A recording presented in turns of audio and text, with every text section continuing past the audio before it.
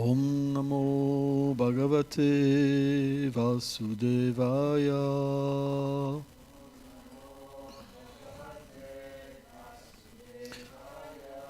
Om Namo Bhagavate Vasudevaya.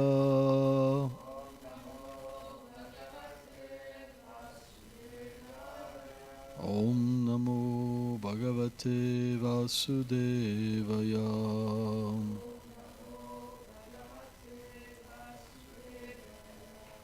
Page 242.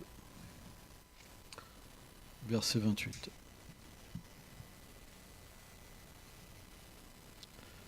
Manyatvam khalam vichanam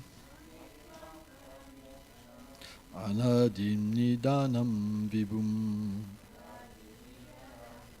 samsaram tam sarvatram bhutanam yammita kalihi. Manyatvam khalam vichanam anadin nidanam vibhum samsaram tam sarvatram bhutanam yamnita kali. Suivante. Suivante.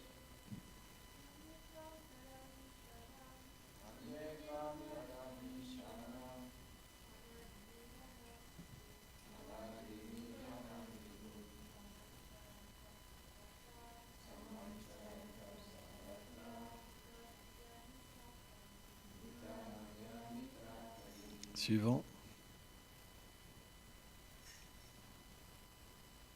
C'est dame.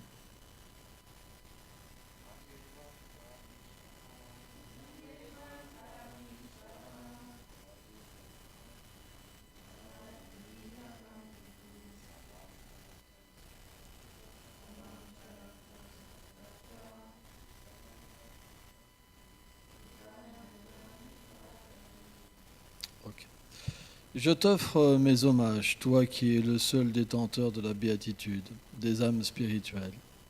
Je sais que tu es apparu comme le fils de Devaki. Et tu es le Seigneur omniprésent, qui est sans commencement et sans fin. Tu es impartial, au-dessus de toutes les créatures. Mais puisque tu es devenu le conducteur du char d'Arjuna, les gens considèrent que tu as créé une occasion pour amener la querelle parmi les hommes, les menant à leur destruction. Commentaire. Ce verset décrit comment le Seigneur, sous la forme du temps éternel, détruit ceux qui offensent ses dévots. En effet, Krishna, en tant que l'âme suprême, connu sous le nom de Kala, le temps éternel, est présent en chaque chose. Il est le témoin des actes bons et mauvais de tous les êtres vivants, et il attribue à chacun le fruit de ses actes. Un acte pieux donnera à un être de connaître le bonheur, alors qu'un acte impie lui apportera une souffrance future. L'acte dévotionnel lui permettra d'atteindre la demeure suprême. Or, le Seigneur n'est pas injuste, il est impartial et égal. Simplement, il est réciproque avec les désirs et les actes des êtres. Pour celui qui veut être son ami, il l'accepte comme le sien. Il se donne à son dévot en proportion que celui-ci se donne à lui. Pour celui qui l'adore, afin d'obtenir des biens matériels ou la libération, il l'assiste afin qu'il obtienne ce qu'il désire. Il demeure effacé envers le matérialiste, qui veut être loin de lui, alors que pour celui qui offense ses dévots, il est présent sous la forme du châtiment. Le mot Yad Mita Kali évoque ceci, car il signifie « en lequel il n'y a pas de conflit ». Le Seigneur ne fait que donner le fruit des actes à chacun. Il n'est donc pas injuste lorsqu'il montre de l'attachement à sa dévot, de l'indifférence, de l'assistance ou une punition à d'autres. Le Seigneur est aussi la demeure de toutes les qualités et des qualités opposées qui sont présentes en lui d'une manière harmonieuse, merveilleuse, parfaite et pure. Oma Gyanati Milandasya Gyanam Jalam Shalakaya Shakshurumiritam Nyanata Ismai Shigulavena Namam Vishnupadaya Krishna Pestaya Bhutale Shrimati Bhaktivedanta Swamiti Namine Namaste Sarasvati Devim Gauravani Prachaline Nirvishesha Sunyavadi Prachatya Deshatarine Vanchakalpa Tarubhyacha Kripa Sindhubhya Vacha Patitanam Pavanebhyo Vaishnavebhyo Namo Namaha.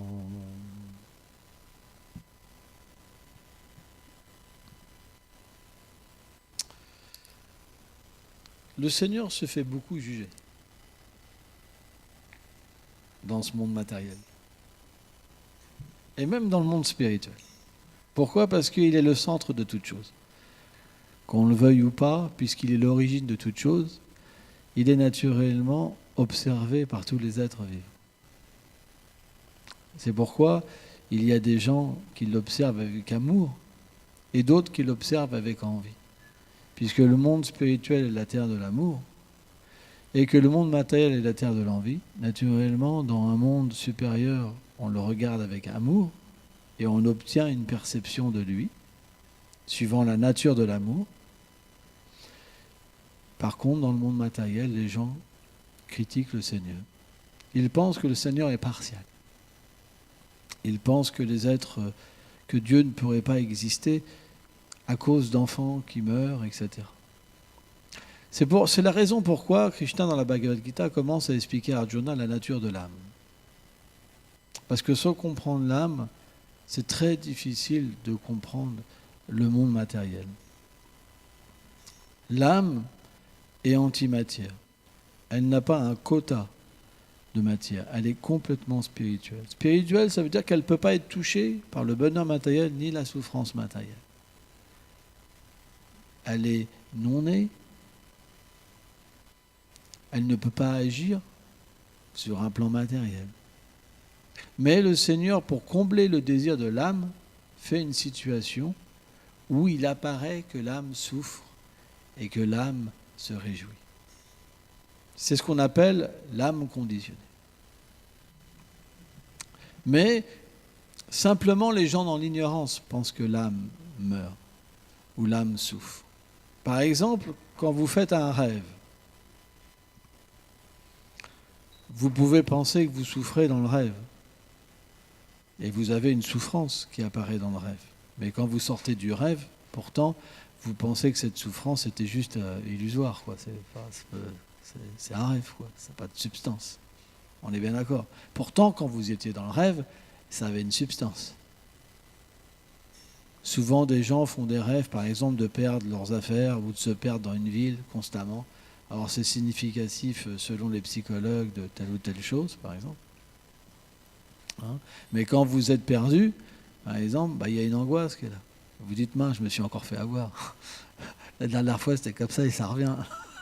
Je suis vraiment nul, pourquoi je n'ai pas écrit l'adresse?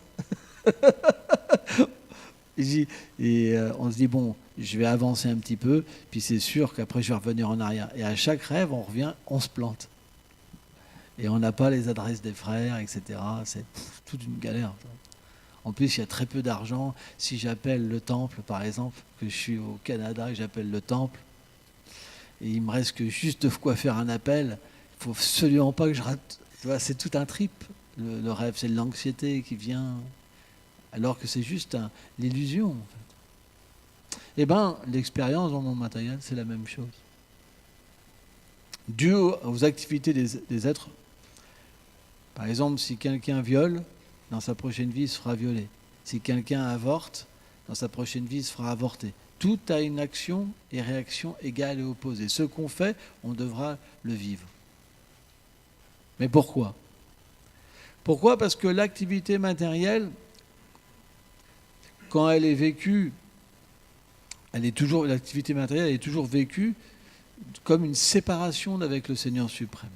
Comme voulant remplacer le Seigneur suprême. L'être vivant, il dit ni Dieu ni maître. C'est moi qui construis ma vie. C'est moi le contrôleur de ma vie. Et on voit que chaque entité vivante qui vit dans le monde matériel, il pense. Si je demande par exemple à Christophe ou je demande à Kaliani de faire telle chose, ils diront attends, là c'était pas mon plan. Je veux faire comme je veux. Et pourtant, cette situation, elle n'a rien à voir avec leur position éternelle en tant qu'âme spirituelle. Rien à voir. Mais c'est ce qu'on appelle un conditionnement. C'est-à-dire que le conditionnement, puisqu'on veut faire comme on veut, naturellement, on doit en prendre les concessions de nos actes. Pourquoi ? Parce qu'il y a des lois universelles, et quand on agit indépendamment du Seigneur suprême, on doit se confronter à ces lois. De la même manière qu'il y a des lois dans le monde matériel, il y a des lois universelles. On prend toujours l'exemple, si vous voulez passer au rouge, s'il y a un gendarme, il vous arrêtera, ou si vous faites un délit, les gens vous dénonceront. Parce que c'est la nature que les gens vivent avec des lois. Que vous voulez ou pas, il y a des lois. Et quand vous voulez vivre sans loi, et que vous voulez défier les lois de l'univers, à ce moment-là, vous devez en prendre les réactions. Vous ne pouvez pas faire ce que vous voulez. Vous ne pouvez pas tuer les entités vivantes juste pour vous nourrir. Vous ne pouvez pas concevoir une personne et juste vous dire je le garde ou pas. Ça ne marche pas comme ça. On peut penser ça, mais la réaction, elle sera différente. Et on peut se dire, mais c'est pas juste. De la même manière qu'on peut se dire, moi le rouge et le vert, je fais ce que je veux. C'est pas juste. C'est pas moi qui ai décidé que le rouge devait m'arrêter. Moi, le rouge, je veux passer. Vous comprenez ? Vous pouvez avoir cette conclusion que le feu ne me brûlera pas. Mais si vous mettez votre main, à un moment, ça va vous brûler. De la même manière, pourquoi le Seigneur donne le savoir ? C'est pour qu'on puisse agir d'une manière à nous libérer et être heureux. C'est pourquoi, selon qu'une personne soit dans l'ignorance, dans la passion, la vertu et la transcendance, il y a un chemin à suivre.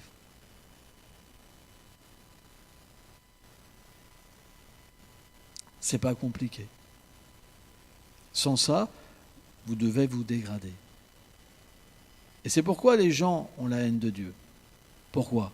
Parce que les gens qui sont dans l'ignorance, ils pensent que Dieu est méchant, mais il n'est pas méchant. C'est comme un policier qui va vous dire, écoutez, je ne vous mets pas l'amende, mais si vous êtes, là je suis obligé, c'est que je fais mon travail. Sans ça, je suis en tort. Le Seigneur nous explique, en fait, dans de nombreux textes, il y en a, tout le monde connaît Dieu.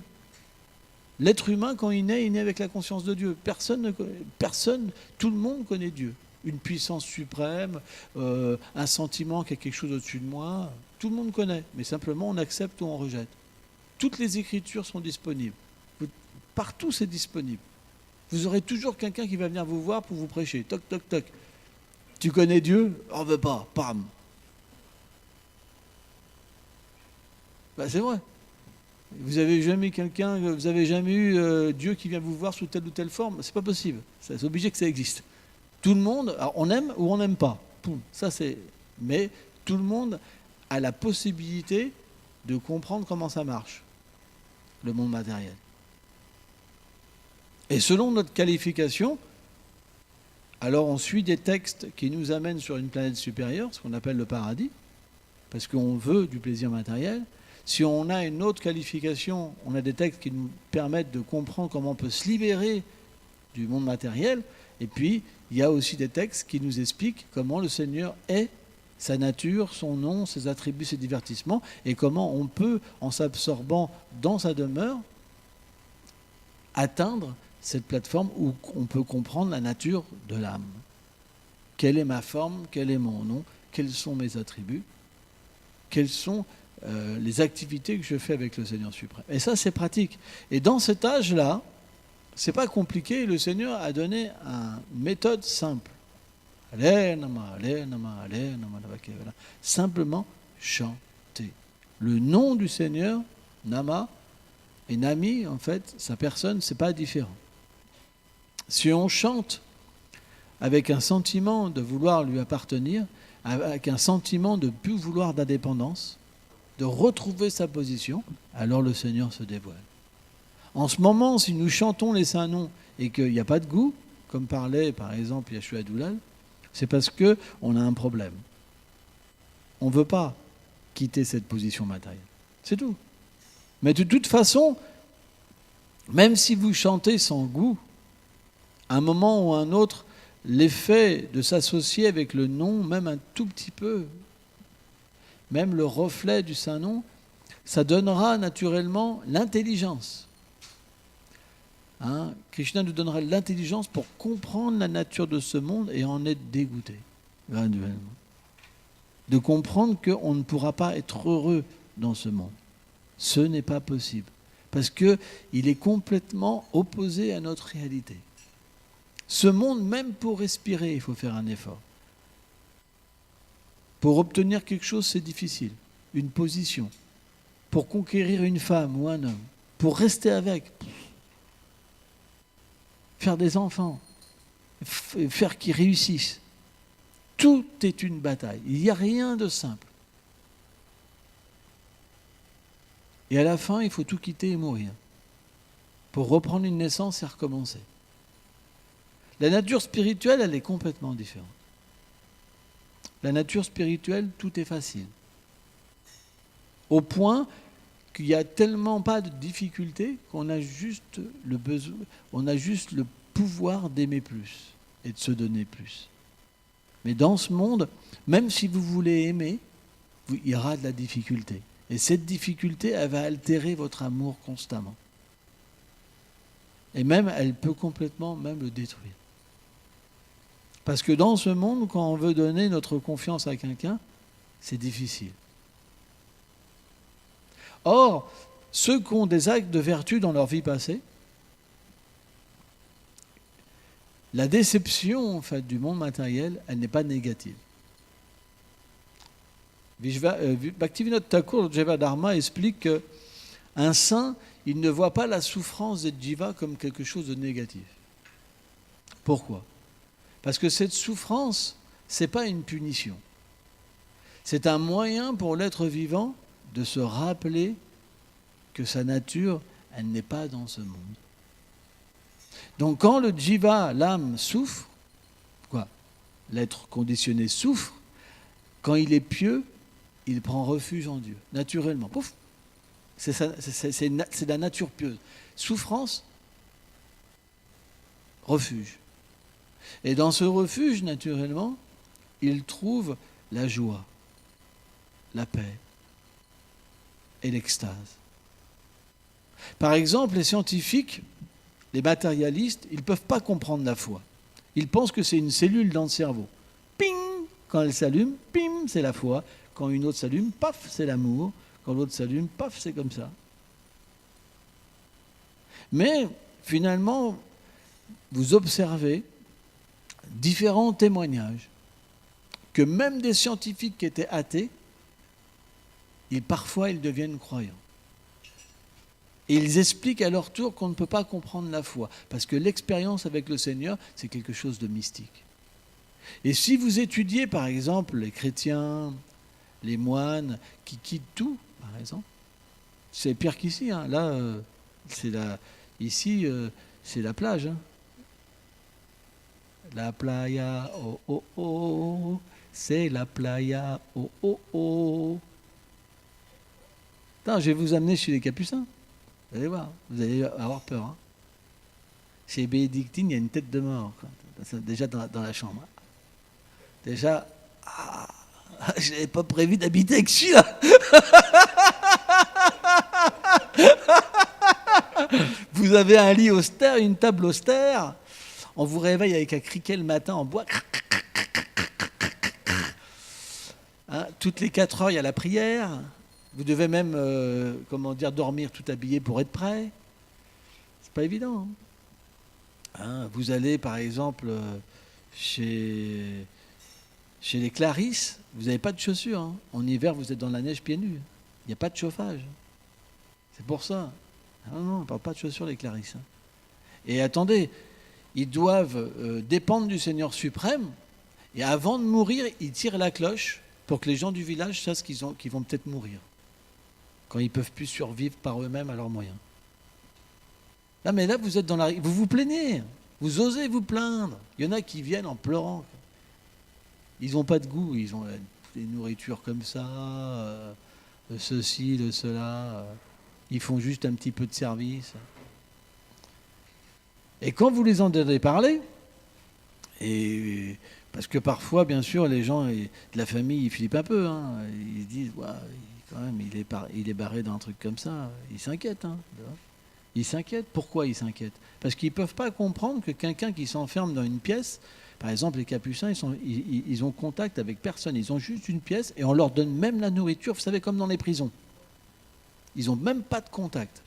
Avec une pomme, tu vois, avec un bol de soupe, c'est presque de l'eau, tu vois. Et ils vivent simplement en autarcie, comme dans une grotte. Et ils méditent. Mais personne ne peut accepter de vivre moins bien. Par exemple, on ne va pas délaisser une vie plus heureuse pour une vie inférieure. Personne ne peut faire ça. Ce n'est pas possible. Et vous leur posez la question, par exemple, il y a des documentaires où ils disent, mais vous savez, on n'a pas abandonné le plaisir matériel, la vie sexuelle, les plaisirs, etc., pour être frustrés. Les gens ne comprennent pas. Mais en fait, c'est parce que cette relation avec Dieu nous apporte plus de satisfaction. Personne ne peut aller dans un endroit où simplement il va souffrir, quoi. Ils expliquent, on n'est pas des frustrés, des gens pas normaux, quoi. On est comme tout le monde, on cherche l'amour, mais dans cette situation-là, on est des milliers de fois plus heureux que dans ce brouhaha matériel, où les gens s'envient, où les gens veulent, la position, etc. Donc, la foi, pour un matérialiste, ce n'est pas compréhensible. Pourquoi? Parce que le Seigneur, Ishvara Salva Bhutanam, Krishna explique dans la Bhagavad Gita qu'il est dans le cœur. Il accompagne le jiva, l'âme. Samoham Savabhuteshu. Et quand l'âme s'abandonne à lui, le Seigneur réciproque avec son sentiment. Donc naturellement, si une personne comprend l'humeur en fait des habitants de Vrindavan, par l'association avec de purs dévots, et qu'il désire devenir un habitant de la demeure du Seigneur, le Seigneur l'introduit graduellement. Non, tout se passe dans le cœur. La seule différence, c'est que la demeure du Seigneur, c'est comme aller rejoindre un océan de félicité, toujours croissant et toujours nouveau. Parce que cette demeure-là, elle n'est pas matérielle, elle n'est pas limitée. Elle est directement manifestée par la puissance interne du Seigneur. Et donc, les êtres qui y vivent, ils sont des manifestations, en fait, du Seigneur lui-même,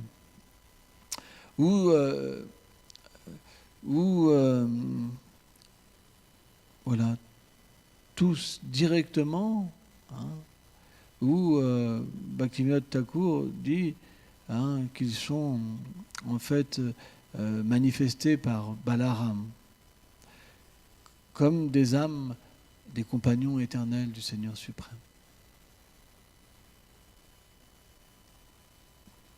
Il y a différentes catégories d'associés du Seigneur. On ne va pas expliquer ça un petit peu. Par exemple, Sridham, Sudham, Vasudham. Par exemple, certains sont des manifestations de l'ego du Seigneur, de son intelligence. Mais ça, c'est des dévots spéciaux qui sont comme des manifestations directement du Seigneur pour assister le Seigneur. Parce que le Seigneur peut être satisfait que par des gens aussi compétents que lui. Donc il y a certains associés du Seigneur qui sont des manifestations directes de sa personne.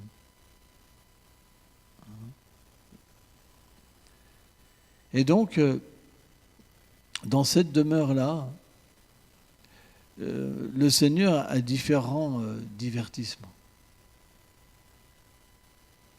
Sa vie est, gérée par un environnement.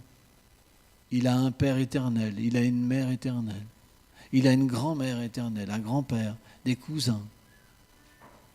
Il a aussi une petite amie qu'on appelle Shrimati Radharani, qui est une manifestation de sa Hladini Shakti, de son énergie de plaisir. Le Seigneur ne prend pas plaisir, il ne prend plaisir qu'avec lui-même, parce qu'il est satisfait en lui-même. Donc dans ce divertissement, sa satisfaction, son plaisir intérieur se manifeste sous une forme féminine. Donc quand Krishna et Radharani sont ensemble, ils sont une même personne finalement, qui sont à la fois éternellement séparés. Il n'y a pas le principe de concupiscence dans le monde transcendantal.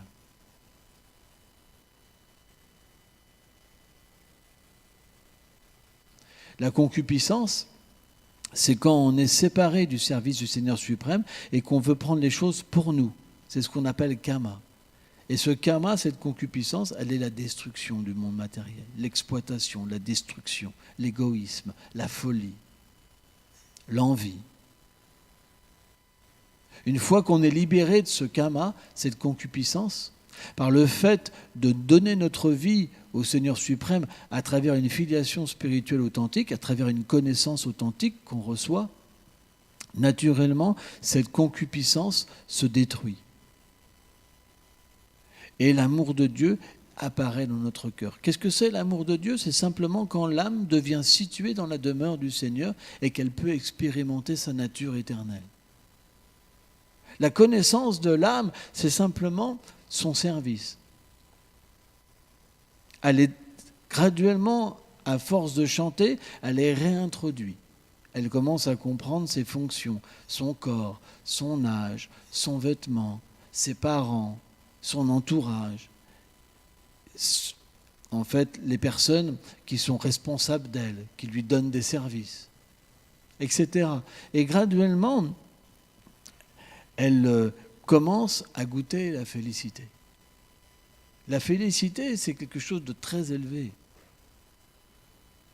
Mais elle ne peut pas être goûtée sur un plan matériel avec votre corps.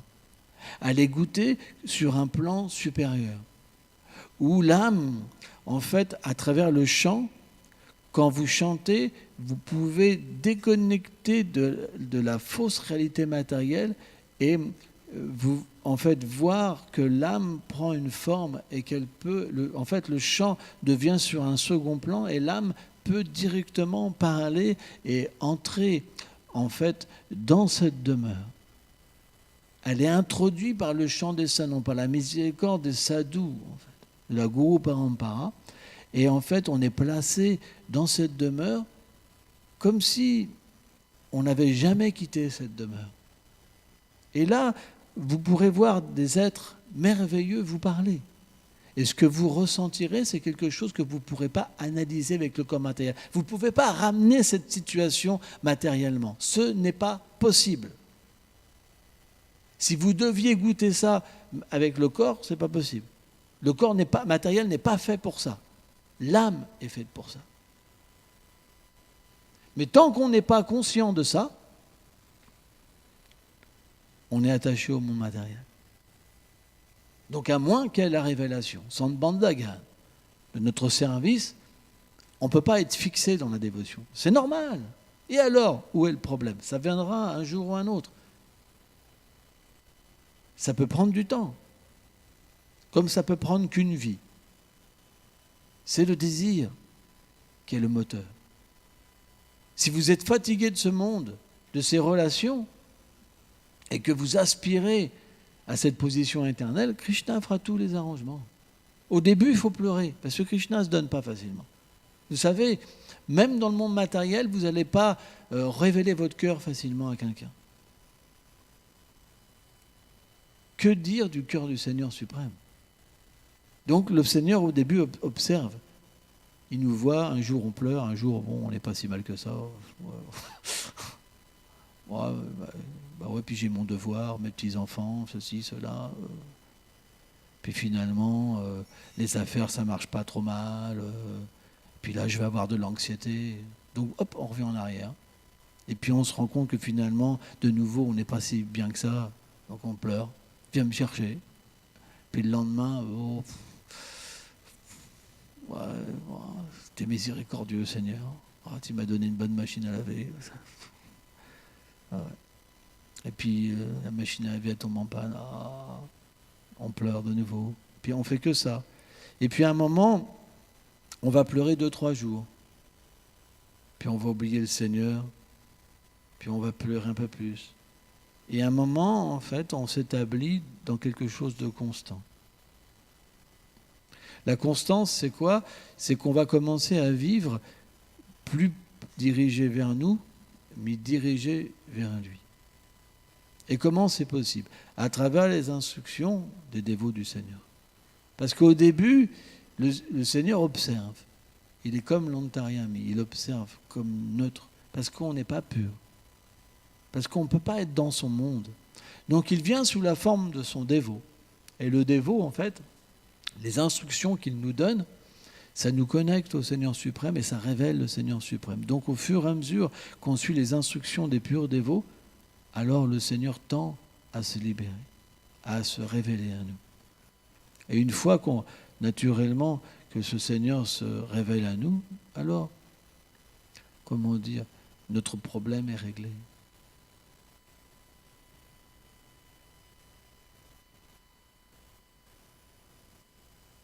Et le Seigneur suprême parfois vient sur la planète, à certains moments en fait. Et il vient donc avec ses associés aussi dans ce monde. Aujourd'hui, par exemple, c'est le jour d'apparition de Janava Devi aujourd'hui, qui est Revati dans le monde, qui est une des épouses de Balaram. Et les acharyas expliquent que le Seigneur a toujours 3 Shakti, Shri, Bhu et Nila. Et donc, à un moment, ses épouses rejoignent toujours le Seigneur suprême. Quand Nityananda est apparu, en fait, quand le Seigneur Balaram est apparu sous la forme de Nityananda, naturellement, ses épouses éternelles sont apparues. En fait. Le père de Janava Devi s'appelait Suryadas. En fait, c'est pas pour rien, c'est qu'il était comme un soleil, en fait.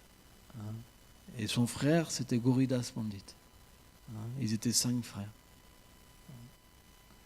Et donc, un jour, quand ses filles ont grandi, il a ressenti le désir de les marier. Et quand il s'est endormi, en fait, Nityananda apparut dans son rêve. Il a pris la forme de Balaram, et ses 2 filles, en fait, étaient sur ses côtés, gauche et droit. Et donc il a compris, en fait, que c'était les épouses éternelles de Balaram. Donc, les arrangements ont été faits pour qu'un brahmana donc aille voir Nityananda et qu'il lui propose en fait ce mariage. Et Nitai a dit que son désir serait certainement satisfait. Et là, quand Suryadas donc a entendu la bonne nouvelle, il est devenu comme fou en fait, fou d'extase. Et donc, naturellement, c'est un gouverneur de la région qui a fait tout un arrangement pour faire un mariage vraiment somptueux. Et Nitai donc a accepté donc ces 2 épouses éternelles. Vasudha a eu 2 enfants, Vilachandra et Gangadasi.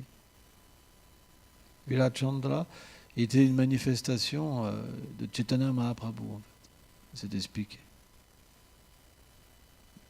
Directement une manifestation de Chaitanya Mahaprabhu.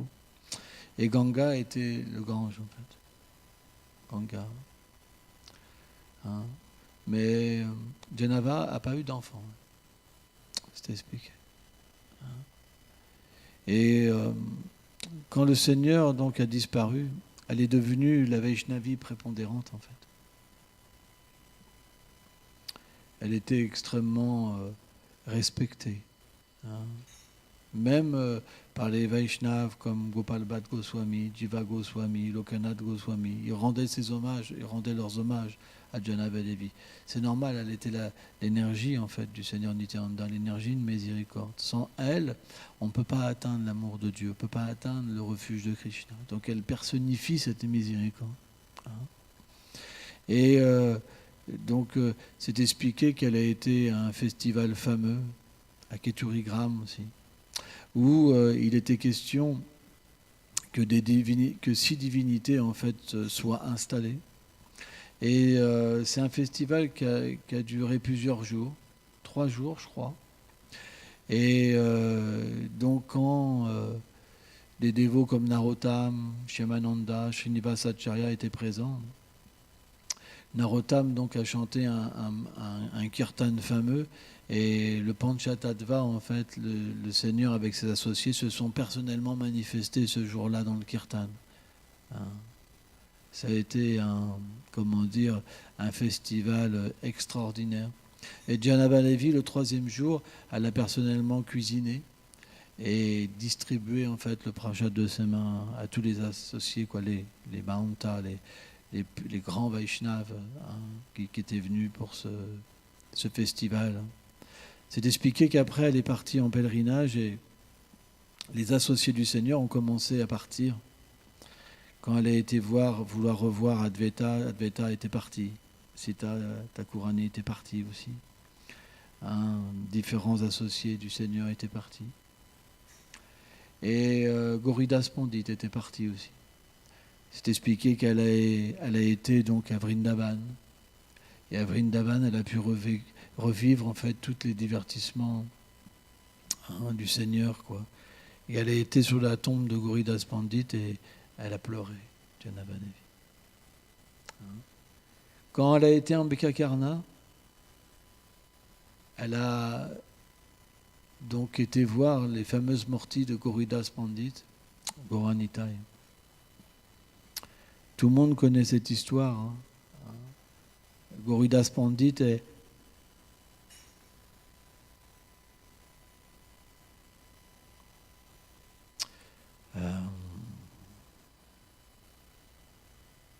Subal. Et donc Subal, il ne peut pas vivre sans la compagnie de Krishna et Balaram. Et quand Gauridas Pandit a senti que en fait le Seigneur Chaitanya Mahaprabhu allait prendre sannyas, le Seigneur Mahaprabhu lui-même est venu voir Gauridas Pandit avec une rame. Il avait traversé lui-même le Gange avec une rame. Et il a été voir Gauridas Pandit, et il lui a donné cette rame, et il lui a donné l'instruction de ramener en fait la terre entière, de délivrer la terre entière. C'est pour ça que Gauridas Pandit, on a une connexion spéciale avec Gauridas Pandit.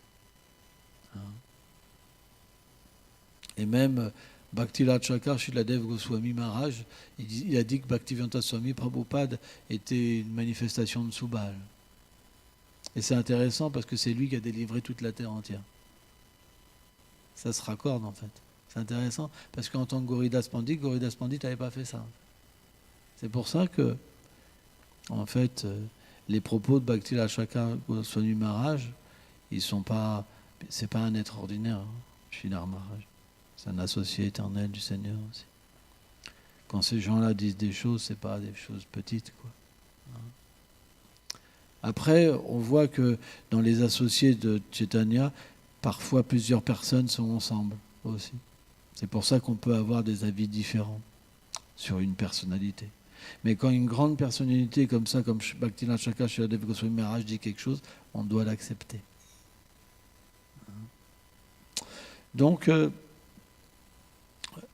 quand Janavadevi était en Bekakarna, dans la maison de Gauridas, la nuit, en fait, Gauridas Pandit et Nitai Gaul, en fait, lui sont apparus en rêve. En fait. Donc voilà, aujourd'hui, c'est un jour d'extrêmement bon augure. On doit méditer sur Janavadevi et mendier sa miséricorde, comme Bhaktivinoda Thakur nous a enseigné dans ses chants, que sans la miséricorde de Janavadevi, c'est impossible d'atteindre le succès.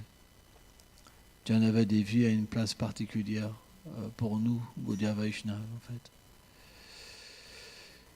fait. C'est pourquoi on doit méditer sur elle et obtenir sa miséricorde. Jai Chitanava Devi ki Jai.